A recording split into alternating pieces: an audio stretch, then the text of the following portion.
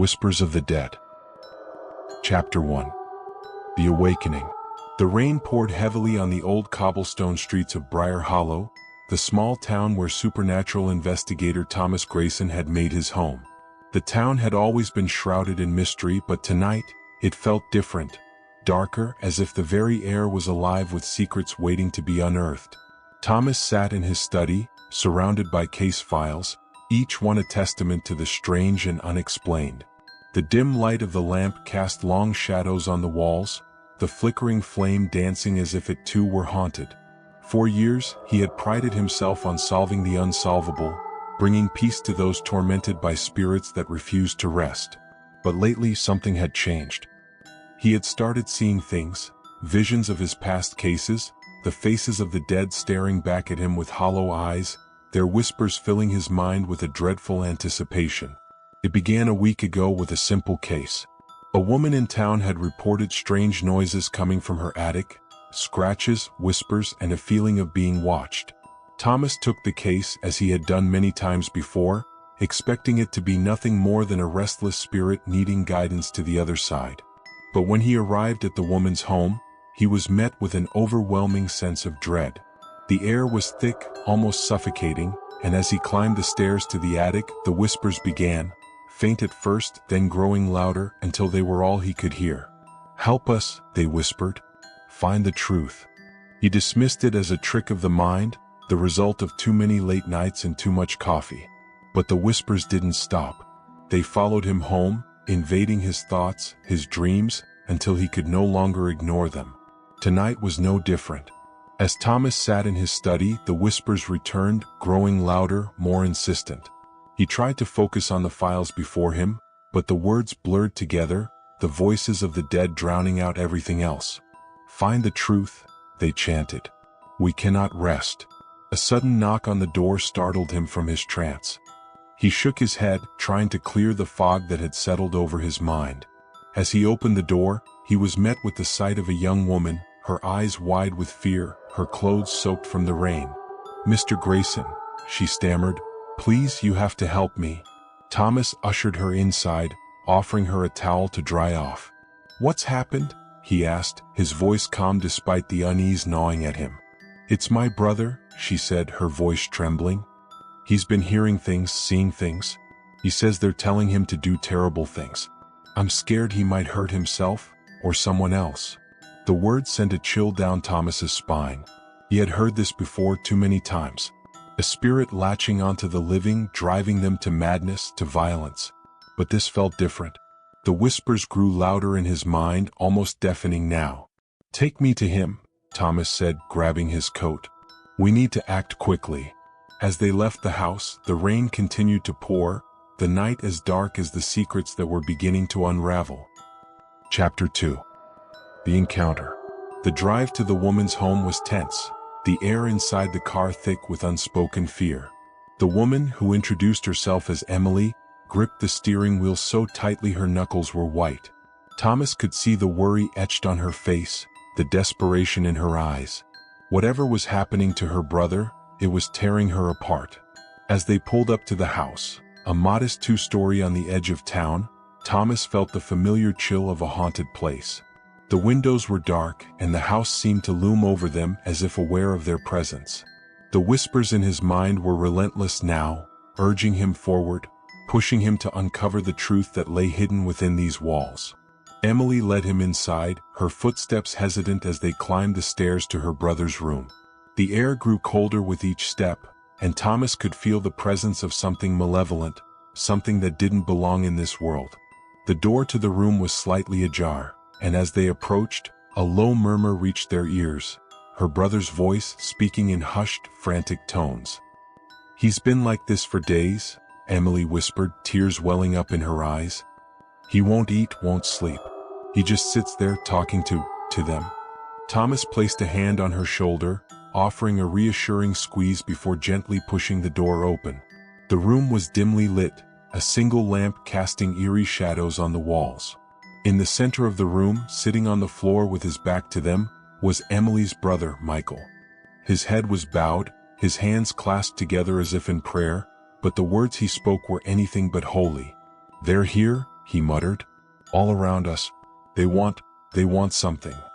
Thomas stepped closer, his breath catching in his throat as he saw the marks on Michael's arms, long, deep scratches, as if he had clawed at his own skin in an attempt to rid himself of whatever was tormenting him. Michael, Thomas said softly, kneeling beside him. Can you hear me? Michael's head snapped up, his eyes wild, unfocused. They won't leave me alone, he whispered, his voice cracking with fear. They keep telling me, I have to. His words trailed off, his gaze shifting to something over Thomas's shoulder. Thomas turned, his heart pounding, but saw nothing. Yet the feeling of being watched was overwhelming, as if dozens of eyes were upon him, judging him, waiting for him to make a move. What do they want, Michael? Thomas asked, keeping his voice calm, steady. Why are they here? Michael's eyes filled with tears, his body trembling. They want me to hurt her, he choked out, his voice barely audible. They say she's the reason they're dead. They say she has to pay. Thomas felt a cold wave of dread wash over him. This wasn't just a haunting. This was something much darker, something that went beyond the usual restless spirits seeking closure. There was a reason these souls couldn't rest, a reason they were latching onto Michael, and it was up to Thomas to find out what that was before it was too late. But as he looked into Michael's tortured eyes, he couldn't shake the feeling that this was just the beginning, that the whispers that had plagued him for weeks were leading him to something far more sinister than he could have ever imagined. Michael, Thomas said, his voice firm. You need to fight this. Whatever they're telling you, it's not real. You're stronger than they are. But even as he spoke the words, the whispers in his own mind grew louder, more urgent, as if warning him that the truth was far more terrifying than he dared believe. Chapter 3. The Revelation. The night deepened as Thomas left Michael's room, the weight of the encounter pressing down on him. Emily followed, her face pale, her hands trembling as she tried to process what she had just witnessed. Thomas could feel the oppressive energy in the house growing stronger, the whispers now a constant hum in his mind, as if urging him to leave, to abandon the search for answers.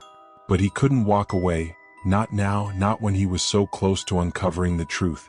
The question that gnawed at him was why the spirits were so fixated on Michael and what they believed Emily had done. Something terrible had happened in this house, something that had bound these souls to it, refusing them peace.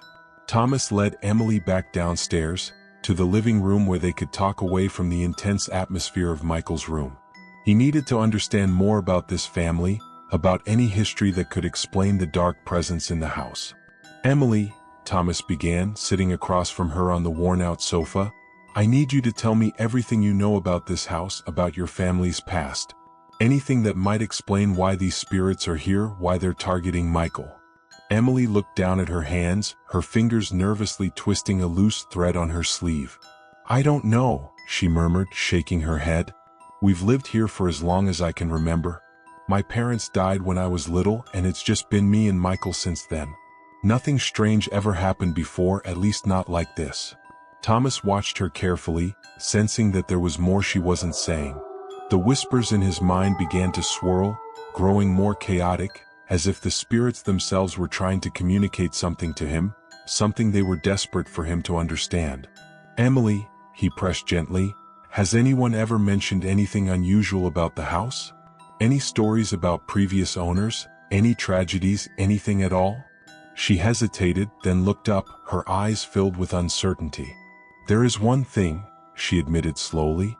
I don't know if it's important, but when we were kids, Michael and I used to hear stories from the older kids in town. They said the house was cursed, that the people who lived here before us, they died in a fire. But I always thought it was just a story to scare us. The house never felt wrong before. Thomas's heart skipped a beat. A fire. That could explain the presence of the spirits, their anger, their need for vengeance. But there had to be more to it than that. The way they were latching onto Michael, the whispers that were driving him to madness, it suggested something personal, something that linked these spirits directly to him and Emily. Do you know who lived here before? Thomas asked, his mind racing. Do you remember any names? Emily frowned, searching her memory. I think their last name was Holloway, but I don't know much else. Like I said, it was just something the other kids talked about. No one ever really told us the full story. Thomas stood, pacing the room as he processed this new information. The Holloways, the name didn't ring a bell, but he could find out more. If there had been a fire, there would be records, and maybe those records would reveal why the spirits were so restless. But even as he formed a plan, the whispers in his mind shifted, becoming more insistent, more urgent. It was as if the spirits themselves were trying to guide him, to push him toward a discovery that was waiting just beneath the surface. "Emily," Thomas said, turning to her, "I need to do some research on the Holloways, see if I can find out what really happened. But in the meantime, I want you to stay close to Michael. Don't leave him alone, and if anything changes, if the voices get worse, call me immediately." Emily nodded, her face a mixture of fear and determination. "I will. Please just find a way to help him. I don't know how much more he can take." Thomas promised her he would, but as he left the house and stepped into the cold night air, he couldn't shake the feeling that he was walking into something far darker than a simple haunting. The truth was out there, buried in the past, and if he wasn't careful, it might just consume him as well. Chapter 4. The Discovery. The drive back to Briar Hollow felt longer than usual, the road ahead of Thomas stretching out like a dark tunnel. The whispers had quieted slightly, but their presence lingered, like a storm on the horizon. He knew they were waiting for him to uncover something, to bring to light whatever had bound them to this world. The sense of urgency gnawed at him, pushing him to dig deeper, to find the answers before it was too late. Thomas pulled into the driveway of his small cottage, the place he had called home for the past several years. It was a modest house, filled with the tools of his trade, books on the occult, ancient texts, and various artifacts from his cases. He headed straight for his study, determined to find any mention of the Holloways in the town's history. He started with the local archives, a collection of old newspapers and records he had painstakingly gathered over the years. The Holloways had been a prominent family in Briar Hollow, their name appearing in several articles, but nothing seemed out of the ordinary at first, until he stumbled upon a headline that made his blood run cold. "Tragic fire claims Holloway family, mysterious circumstances surround the deaths." The article was dated over 30 years ago, long before Emily and Michael were born. It detailed a fire that had consumed the Holloway home, killing the entire family, parents and 2 children. The cause of the fire had never been determined, but there were whispers, rumors that it had been deliberately set, though no one had ever been charged. Thomas read on, his heart pounding. The article mentioned that the family had been well-liked, with no known enemies, but there had been some strange occurrences in the weeks leading up to the fire. Odd noises, unexplained cold spots in the house, and sightings of shadowy figures. The final line of the article sent a chill down his spine. The Holloway children were said to have spoken of voices in the walls, whispers that grew louder as the day of the fire approached. It was too similar to what Michael was experiencing now, the whispers, the sense of being watched. The spirits haunting the house weren't just any restless souls.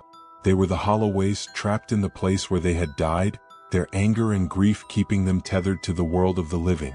But why had they chosen Michael? What was the connection between him and the Holloways? Thomas knew he was missing a crucial piece of the puzzle, something that tied it all together. He needed to dig deeper to find out if there was any link between the families, something that would explain why the spirits were targeting Michael and not Emily. As he sifted through more records, he found another article, this one older, almost forgotten. It mentioned a scandal involving a man named Samuel Grayson, Thomas's own ancestor. Samuel had been a well-known figure in Briar Hollow, a respected judge, but there were rumors that he had been involved in some dark dealings, including a land dispute with the Holloways. According to the article, the dispute had ended abruptly when the Holloway patriarch Henry had died under mysterious circumstances. His death ruled an accident despite whispers of foul play. Thomas felt a wave of nausea as the pieces began to fall into place. His family had a history with the Holloways, a dark history that had never been fully uncovered. Could it be that the spirits were seeking revenge not just for their deaths, but for the injustice done to them by the Graysons? The realization hit him hard. The Holloways weren't just haunting Michael, they were trying to reach him, to make him understand the truth of what had happened to them. And if Thomas didn't find a way to appease them, to give them the justice they sought, they would never leave Michael alone. As the weight of this revelation settled on him, Thomas knew he had to return to the house, to confront the spirits head-on. But this time he wouldn't go in blind. He needed to prepare to find a way to communicate with them, to offer them the peace they had been denied for so long. But as he gathered his tools, the whispers returned, louder than ever, filling his mind with a single terrifying message. "We're waiting, Thomas. Come find us." Chapter 5. The Confrontation. The night was eerily quiet as Thomas made his way back to Emily and Michael's house, his car cutting through the thick fog that had settled over Briar Hollow. The town seemed to hold its breath, as if aware of the darkness that was about to be confronted. Thomas could feel the weight of the spirits pressing down on him, their presence more intense than ever, urging him forward yet warning him of the danger that lay ahead. When he arrived, Emily was waiting at the door, her face pale, eyes wide with worry. "Michael's worse," she whispered as Thomas stepped inside. "He's been talking to them non-stop, saying things I don't understand, things about our family that we never knew." Thomas nodded, feeling the gravity of the situation deep in his bones. He had come prepared, carrying a small bag filled with the tools he would need: candles, a mirror, a small vial of holy water, and a few other items he hoped would help him communicate with the spirits. But even as he reassured Emily, the whispers clawed at his mind, their urgency growing with each passing second. "I need to speak with him alone," Thomas said gently. "Whatever they're telling him, I need to hear it directly." Emily hesitated, fear flashing in her eyes, but she nodded and led Thomas up the stairs to Michael's room. The door was closed, but from the other side, Thomas could hear the frantic murmur of Michael's voice, rising and falling as if in conversation with the unseen. "Be careful," Emily whispered as she stepped back, leaving Thomas alone to face what awaited him. Thomas took a deep breath and pushed the door open. The room was dark, save for a single candle flickering on the windowsill, casting long shadows across the walls. Michael was sitting on the floor, his back to the door, rocking back and forth as he muttered to himself. His voice was strained, almost pleading, as if he were caught in an argument with forces beyond his control. "Michael," Thomas said softly, closing the door behind him. "It's Thomas. I'm here to help." Michael's head snapped up and he turned slowly to face Thomas. His eyes were hollow, dark circles beneath them telling the tale of sleepless nights and relentless torment. But there was something else in his gaze, something that chilled Thomas to the core. A flicker of recognition, as if the spirits were staring back at him through Michael's eyes. "They told me everything," Michael whispered, his voice hoarse. "About the fire, about your family, about why they can't leave." Thomas nodded, his heart pounding in his chest. "I know. The Holloways, they're trapped here because of what happened to them. Because of the past." Michael's eyes filled with tears, his voice breaking. "They want justice, Thomas. They want the truth to be known. But they're so angry, so full of pain. They say it's your fault, your family's fault." Thomas swallowed hard, feeling the weight of the accusation. The sins of the past had come back to haunt the present, and he was the one who had to face them. "I'm here to help them, Michael. To help you. But I need to know everything they've told you. We have to work together." Michael hesitated, his gaze flickering to the shadows on the walls, as if seeking permission from the spirits that surrounded him. Finally he nodded. "They said that your ancestor, Samuel Grayson, he cheated them out of their land. That he was responsible for Henry Holloway's death, and that's why they're trapped here. They need you to set things right, to acknowledge what was done to them." Thomas felt a cold shiver run down his spine. The story matched the fragments he had uncovered in his research, but hearing it from Michael, delivered with such raw emotion, made it all the more real. The Holloways weren't just restless spirits. They were victims of a grave injustice, one that had bound them to this world in their quest for retribution. But how could he possibly make amends for the sins of his ancestor? How could he offer them the peace they so desperately sought? Thomas knelt beside Michael, placing a hand on his shoulder. "I'm going to try to communicate with them directly," he said, his voice steady despite the fear gnawing at him. "I'll do whatever it takes to help them move on, but I need your help. Stay with me, Michael. Don't let them pull you under." Michael nodded, his grip tightening on Thomas's hand as if clinging to a lifeline. "I'll try," he whispered. "But they're so strong, so angry." Thomas reached into his bag, pulling out the mirror, a tool often used in scrying to see beyond the physical realm. He placed it on the floor in front of them, lighting the candles around it in a circle. The air in the room grew colder, the shadows deepening as the ritual began. "Spirits of the Holloway family," Thomas intoned, his voice echoing in the stillness. "I am Thomas Grayson, descendant of Samuel Grayson. I seek to right the wrongs of the past, to offer you the justice you deserve. Please show yourselves to me. Tell me how I can help you find peace." For a moment, there was only silence, the room heavy with anticipation. Then, the mirror began to ripple, as if the surface were disturbed by an unseen hand. The candle flames flickered violently, and the temperature dropped further, freezing cold seeping into Thomas's bones. The whispers surged, louder than ever, filling the room with a cacophony of voices, each one laced with pain and anger. The shadows on the walls twisted and writhed, forming shapes that seemed to reach out towards Thomas, their presence almost tangible. "We are the Holloways," a voice hissed from the mirror, distorted and echoing as if from a great distance. "We were wronged, betrayed by your blood. We demand justice, or we will take it ourselves." Thomas forced himself to remain calm, meeting the gaze of the figure that had appeared in the mirror, Henry Holloway, his face gaunt, eyes burning with the fury of a soul denied rest. "I'm here to help you, Henry," Thomas said firmly. "Tell me what you need. How can I make this right?" The figure in the mirror snarled, his image flickering like a dying flame. "Acknowledge your ancestors' guilt. Let the town know the truth of what happened to us. Only then will we find peace." Thomas hesitated, knowing the weight of what was being asked. To expose his ancestors' crimes would tarnish his family's name, but if he didn't, the Holloways would continue to haunt Michael, perhaps even drive him to madness or worse. But there was no real choice.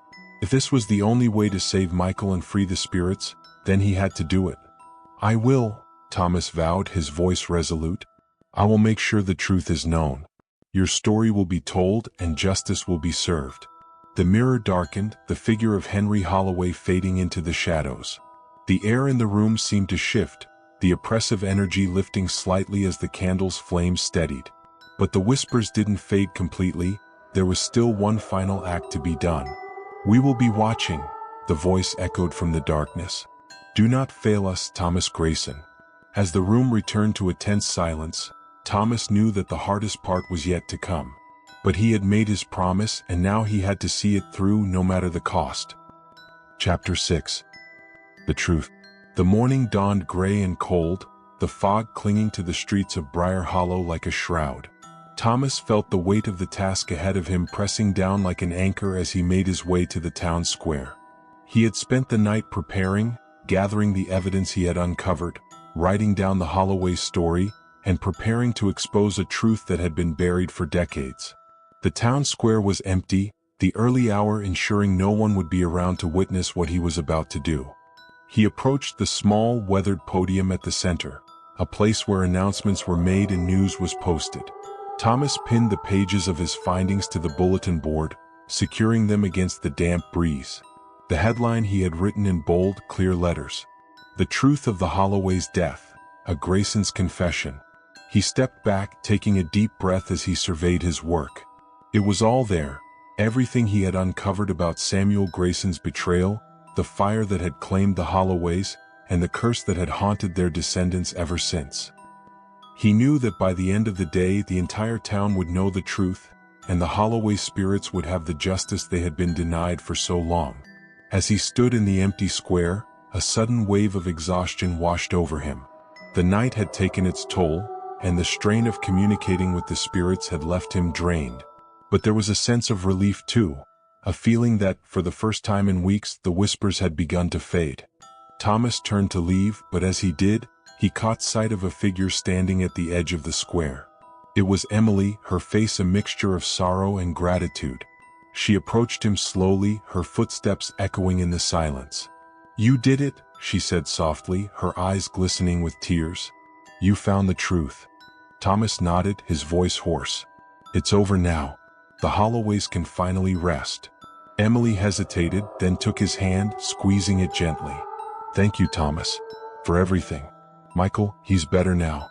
The voices have stopped. A wave of relief washed over Thomas at her words. He had done what needed to be done, and now both the living and the dead could find peace. As they stood together in the quiet square, the fog began to lift, revealing the first rays of sunlight breaking through the clouds. The darkness that had haunted Briar Hollow was finally beginning to fade, and with it, the whispers of the dead. But even as the light returned to the town, Thomas couldn't shake the feeling that this was not the end, only a brief respite before the next case, the next haunted soul seeking rest. But for now, there was silence, and in that silence, a promise kept. If you enjoyed this story, please subscribe to the channel, give it a like, and share your thoughts in the comments.